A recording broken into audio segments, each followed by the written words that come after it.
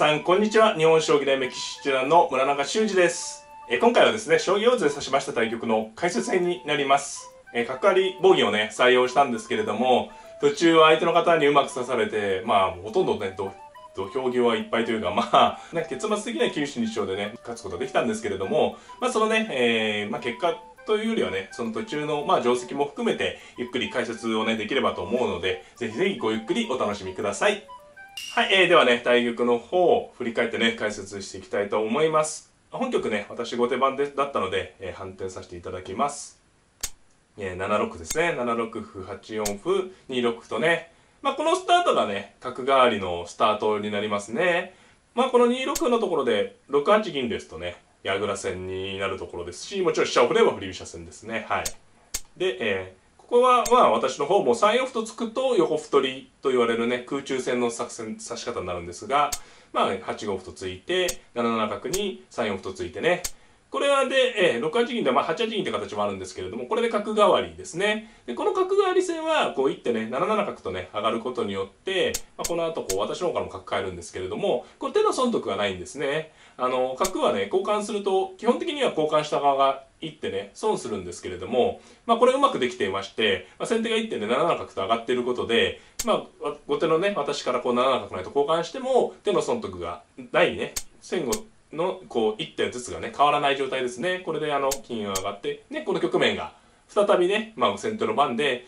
手の損得のない角換わり戦になります。他にね、丸山九段とかね、プロでは丸山九段とかが愛用されている一手損角換わりという作戦ですと、この7七角とね、相手が上がってない形で、先手が上がってない形でね、後手から角を交換する手があるんですけれども、そうするとね、やっぱり自分の方から一手交換すると、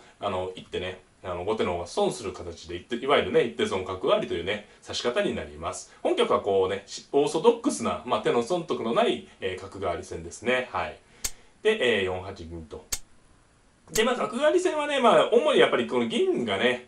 以前の動画でもちょっと解説したかもしれないんですけれどもね、この攻めの銀がね、どう使うかがね、3パターンありましてね、3七銀から4六銀、3七銀と上がる形、本局ね、相手の方3七銀って形だったんですけど、3七銀、4六銀っていうのが早繰り銀と呼ばれる形で、4六歩から4七銀、5六銀と上がる形が腰掛け銀。でですね、もう一個、私の方でも出たんですが、こうね、銀をこう上がる形、いわゆる先手番で言えば、3八銀から2七銀というのは棒銀ですね。3八銀、2七銀の棒銀、あるいは3六、3七銀のね、形の早繰り銀、4六銀と出るね、早繰り銀、あるいは4六歩とついて、4七銀、5六銀と出る腰掛け銀のね、この3つパターンがね、多いので、あるいはその3つのパターンのうち、どれかね、1つ角換わりで指されるという方は、その3つの、指し方のね、どれか、あるいはもちろん理想は3つさせるといいと思うんですけれども、どれか1つでもね、自分に合った、ご自分に合ったね、指し方をこうマスターされると、すごくね、角換わり戦でね、指し方の指針になるのでね、その辺をね、研究というか、探っていただけるといいと思います。本局ね、相手の方は3六歩で、この状態ですとね、まだ3七銀と出てくるか、4六歩から4七銀のね、腰掛け銀か、まだ2択バラ選べる。棒銀だけはね、ちょっとない形になっております。で私の方は銀を出てね、棒銀を目指しました。後手番も全くね、同じことが言えますね。この時に、7四歩、7三銀の早繰り銀もあれば、6四歩、6三銀、5四銀の腰掛け銀もあるところですね。本局は8三銀とね、上がって棒銀ですね。この形がね、加藤一二三九段がね、対局中も言ったんですけど、愛用されてましたね。現役の時に愛用されてた棒銀戦法ですね。はい。で、9六歩と。これは9五銀とね、出られると、棒銀にね、裁かれてしまうとか、棒銀に裁かれる手が出てくるので、9六とついたんですが、ここはいろいろあるところです。銀をね、9五銀と出させて戦う指し方も実はあります。具体的に言いますと、4六銀と例えば出まして、1六でもどっちでもいいんですけどね、何か一手指しまして、1六か4六銀指しまして、9五銀とね、出る手があるんですが、9五銀と出た時に、5六にね、角を打つという。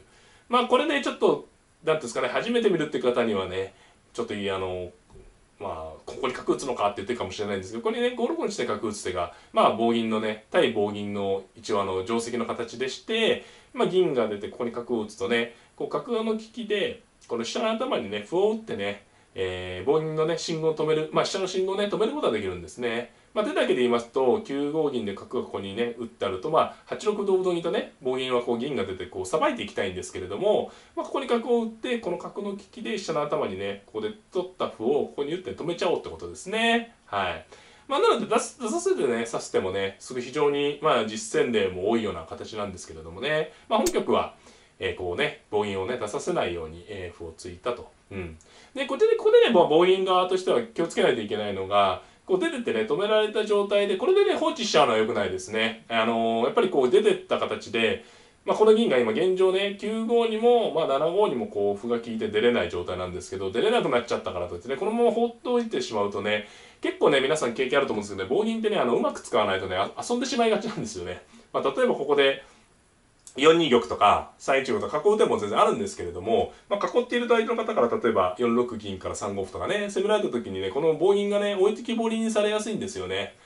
まあそういう、まあ、どうしてそうなりやすいかというと、まあ、これちょっと専門的な話になるんですが、やはり棒銀ってねこう盤のまあこうなんていうんですか飛車側にこうね破壊力ある形なんですけどね中央にあんまり効いてないんでね中央にねこちら側に一辺倒に効いているので、まあ、例えばこちら側とかで戦いになった時に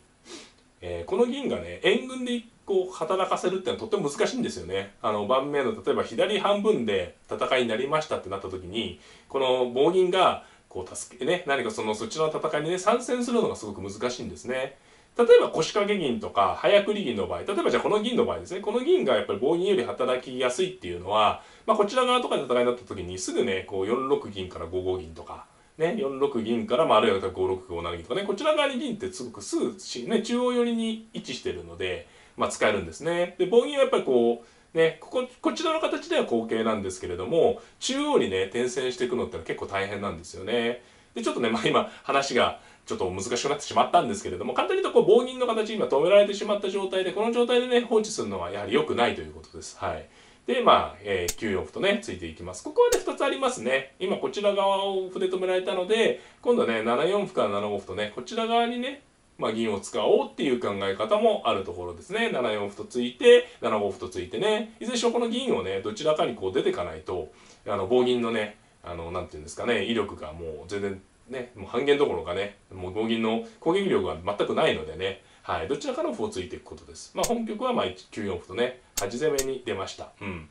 で、まあ、こう端をついて、で、同歩の時に、まあ、同銀がね、とっても大事なところですね。こう同香とね、取った方が、まあ、香と香の交換になってね、まあ、同香と取ってくれるとね、同銀でいいんですが、まあ、同香ですとね、9七歩とね、下から受ける手はいい手で、まあ、ここに香車が来てしまうと、やっぱり結局詰まっちゃうんですよね。詰まっちゃう。ということで、まあ、駒損にはなるんですけど、同銀っていうのがね、棒銀の定石になります。で、同香に同香と取ると。で、銀香交換はね、駒の損得で言えば、まあ、銀の方が得。なので先手が得なんですが、まあ、本局に見られるようにね、ここに香車が来て、こう、端をね、破ることができるというのが、まあ、棒銀の狙い筋ですね。で、9四歩と。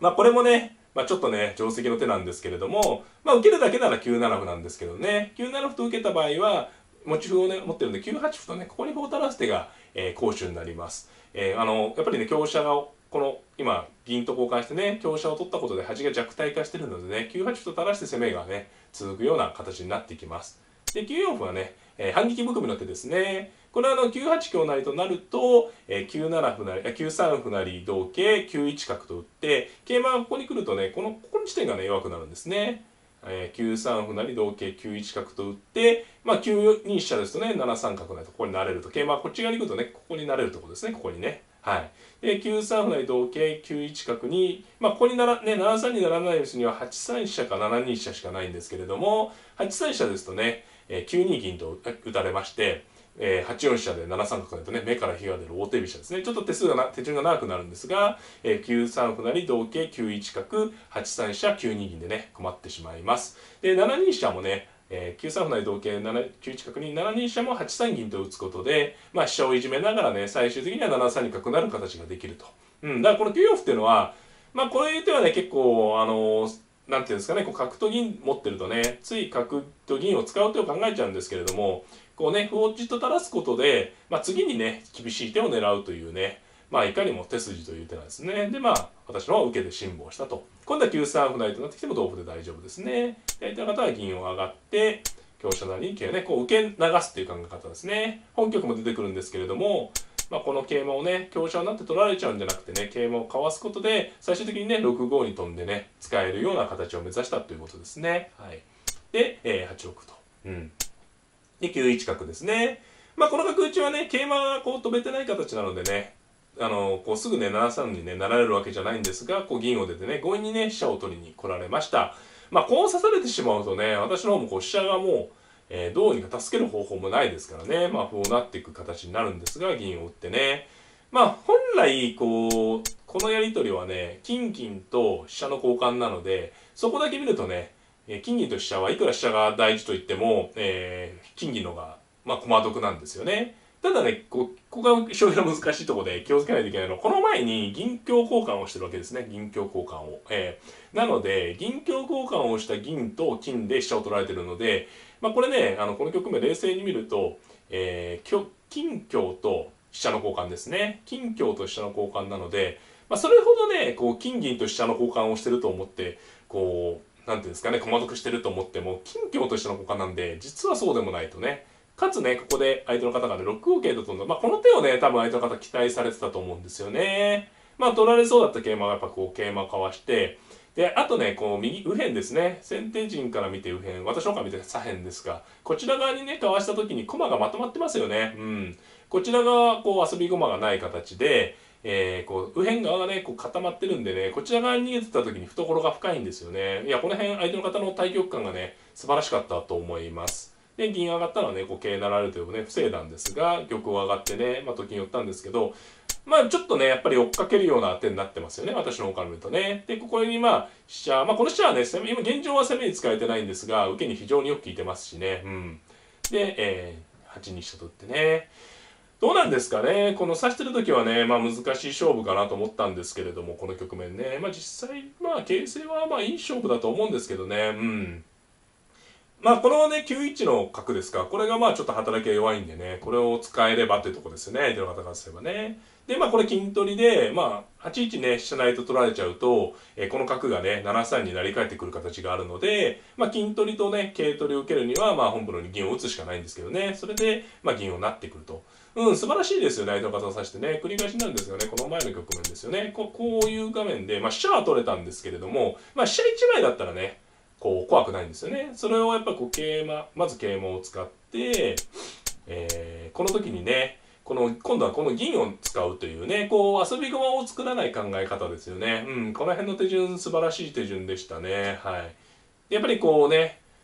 もう後手のね、先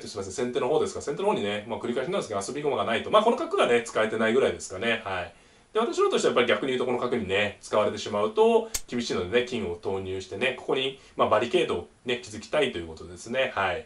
で、9二飛車成と。うん。これね、成銀を取ると、こう、3二竜と取られてね、一気に敗戦になってしまうので、王様を寄りました。で、銀を取って同金とね、ここに金2枚のね、バリケードを作ったんですが、9三歩成とね、流れるような手順ですよね。もう本当に遊び駒はなくて、ここちょっとやっぱり苦しいですかね、厳密に言うとどうなんでしょうね。で、角を、7四に打ちましたが、8三銀とね、ちょっと重い手なんですけど、やっぱりこのね、金の壁をね、崩したいということですね。で、桂馬取った。ここどうでしたかね。厳密にはこう同金と取りましてね、同金、8三同金と取って、金はここね、紐ついてる同とに、8二歩とね、そうやったらよかったかもしれないですね、これね。本局は、こう、ね、桂馬を取ったんですけど、同金と取って、8三同とに8二歩と打ちましてね。で、そうするとこう、竜がね、私の方からすると飛車が欲しいんですよね、この王様攻めるのにね。飛車を持つとこう、8八飛車とか、6九飛車が厳しいので、これで同金同と8二歩と打って、もちろん同とでしたら竜が取れますしね、7三とも竜が取れると。で、ここで、ね、食い止めといた方が良かったかもしれないですね。本局こう、桂馬を取ってね、これも味のいい手なんですけど、歩を突かれましてね、これ結構忙しいんですよね。忙しいっていうのはね、ここの壁がやっぱり崩されると、やっぱり非常に厳しいので、でかつ角取りでね、でね、こう銀取るってに私はね、実は期待したんですね。これで角を取れば、9三金と取ってね、ぴったり竜がね、こう逮捕できるんでね。ただね、こう同と取って、こう7六角とね、出た時に、この8六がね、もうめちゃめちゃ厳しい手でしたね。ちょっとこの8六がね、2四歩ですか、すいません、2四歩ですかね。2四歩がもうめちゃめちゃ厳しい手で、まあここでかなりすいません長考になったんですけどね、ここはちょっとね苦しくなってるかもしれないですね。やっぱりこう先ほどねここに歩を打ってね止める形が良かったって言ったんですけど、これ竜が直通してるのがねやっぱりかなり痛いんですよね。これ同歩とね取るのが自然なんですが、2四同歩ですね、同飛車と普通に取られて、2三歩とね受けても同飛車成なんですよね。2四歩同歩同飛車2三歩同飛車成同金で持ち回り金持ってるので、4二金まででねもう一手詰めなんですよね。竜がこう直通してるんでね。はい。もう銀も上がっちゃってるんでね。はい。なのでこれ取れないんですよね。で、取れなくてですね、これ、現状はまだ詰めろじゃないんですけど、例えばあと1枚、まあ、角が例えば手に入ると、こう7八竜と、3二竜と切ってですね、3二竜と切って、同玉、2三歩成、で、4二玉に、3一角といった順でね、実はこれと金がいるんでね、もう1枚駒があるとね、詰みがあるんですよね。これまとめますとね、こう2四歩に取れないと。取ると同飛車で受けがなくなる。じゃあ攻めたいが、攻めるときにもう一枚今相手の方金しか持ってないんですけど、例えば銀を渡したりすると、3二竜から一気にね、私の王様は危なくなるということで、なんですかね、受けに回るにも回れないし、攻めるにしてもね、駒を渡せないという、一番、困った状態ですよね、将棋でいう。もう駒を渡さないで、攻めないといけないというのが、結構大変ですよね。やっぱり駒をこう、ね、攻めるだけだったらね、いっぱい攻める手っていうのは例えばあるんですよ。例えばこれね、5二、5一銀とか、あるいは5四桂同歩5三銀とかね。5六桂同歩5七銀ですか。先後逆ですとね、5六桂同歩5七銀とか、5九銀とかね、攻めるといっぱいあるんですけど、駒を渡せないっていうね、制約があるので、はい。ということでね、今日打ちはちょっとこれ苦し紛れですよね。はい。正直ね、この今日打ちではね、ちょっとね、形勢が足らないですけど、この今日打ちは条件のね、一つは、クリアしてるんですよ。こう、駒を渡さないっていうね、駒を渡さないという。この今日打ち自体は、相手の方にね、駒を渡してないので、7八竜、3二竜からね、3二竜同玉2三歩成から来ても、王様逃げていけばね、1枚駒が足らないんですね。なので、駒を渡さないで攻めるという条件はクリアしたんですが、もう一つの条件ですよね。この攻めとしてね、ちょっとね、実は迫力不足なんですよね。実際ね、2三歩成で攻められて、香車をね、こうなって攻めていくんですが、これはね、正しく対応されたらね、駒が実はね、足りなかったと思います。で、同玉に、こうね、桂馬を打ってね、これ上に逃げるとね、4五銀打ちで、4六玉とか5六玉ですと4五銀打ちでね、大頓死なんですけれども、王様引くのがね、攻守で、銀を打ってね、ここが本局ね、最大の、勝負どころというかね、勝敗を、分けたね、ポイントになりましたね。これね、玉を2七ですよね。2七玉とね、上がっていれば、先手玉にね、詰みがなくてね、で、私の王様こう、もう竜が効いてて、これと金いますから、これ取るとね、金打たれる形なんでね、受けないんですね、受けがない。受けがなくて、これね、王様上がっておけばね、こう、4九角ないとね、こう金を取りながら王手するのがもう絶好手ではあるんですが、その瞬間にね、1八玉と逃げられると、ちょっとね、実は駒が足らなかったんですよね。2七玉、4九角成、1八玉で。で、攻めていくとしたらね、2七になんか金銀持ってるんですね。金銀、ここで金取りに入って金銀持ってるんですが、攻めていくとしたら2七にね、何か金とか銀とか打って攻めていくしかないんですが、同飛車、同馬、同玉となっていれば、ちょっとね、駒がね、実は足らなくてね、私の王様は、受けがなくて、先手の王様に詰みがないということで、2七玉と上がっていればね、おそらく、相手の方の快勝負というかね、相手の方の勝ちだったと思います。実際ね、玉を引いたんですね。これですとね、王手でこう取られないんですが、この場合ね、角を切ってね、これ一気に頓死になってしまいましたね。はい。同玉に、5八銀打ちと打ったところでね、5八銀と打ったところでね、これでね、ようやく詰み形がね、発揮してきたと思います。これ玉を寄ればね、4九金でね、もうぴったりですね。金、飛車が邪魔になっちゃうんでね。で、同飛車と取ったんですが、同と取ってね、玉を寄るしかなくて、頭金と。急転直下というかね、将棋の恐ろしいところですね。これここでね、銀打った時に2七玉でしたらね、逆にね、相手の方の勝ちだったんですが、王様引いたことによってね、4九角成から、一気にね、逆に即詰みになってね、大逆転の結末になったというね、そういった将棋になりました。はい、いかがだったでしょうか。今回はですね、将棋を指しました対局の解説編をお届けしました。角換わりボギーをね、使ったんですけれども、相手の方にうまく対応されまして、ちょっとね、負けそうな局面ではあったんですけれども、相手の方の指し方もね、非常に素晴らしいものもあったので、そのあたりもね、参考にしていただければなと。棒銀対策、あるいは棒銀を使われる方、棒銀対策にね、困ってる方とかはね、ぜひ参考にしてね、指していただければなと思っております。はい、この動画が良かったという方はグッドボタンを、チャンネル登録の方もぜひぜひよろしくお願いいたします。それではまた。さよなら。